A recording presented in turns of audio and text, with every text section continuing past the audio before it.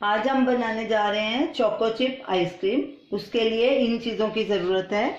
मलाई यानी कि fresh cream 300 ml, condensed milk 200 ग्राम, ये होममेड है, इसका वीडियो लिंक स्क्रीन पे दिया गया है।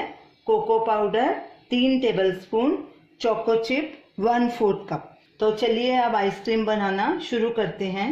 सबसे पहले हम कंडेंस्ड मिल्क में कोको पाउडर मिक्स करेंगे। कोको पाउडर को हम छान लेंगे ताकि इसमें कोई लम्प्स ना रह जाएं।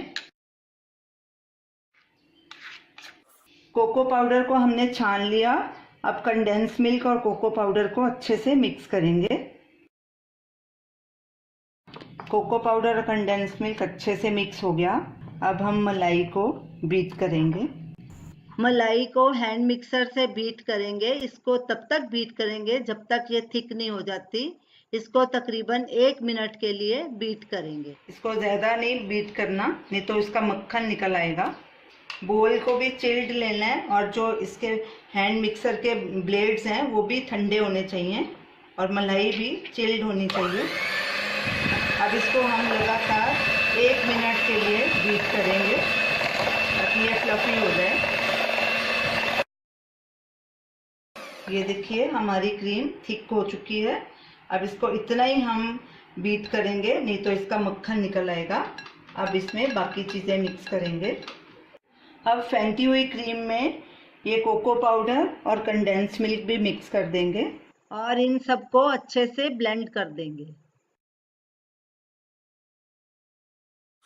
आइसक्रीम मिक्सचर तैयार है। अब इसमें हम थोड़े चोको चिप डालेंगे और थोड़े हम ऊपर डालेंगे गार्निश के लिए। इनको मिक्स करेंगे और इसको एक एयरटाइट डिब्बे में रख के फ्रीज़र में 6-7 घंटे के लिए फ्रीज करेंगे। अब आइसक्रीम को चोको चिप से गार्निश करेंगे और इस मिक्सचर को एयरटाइट डिब्बे में ढक्कन लगा के फ्रीज़र में फ्रीज करेंगे जब तक ये अच्छे से फर्म नहीं हो जाता।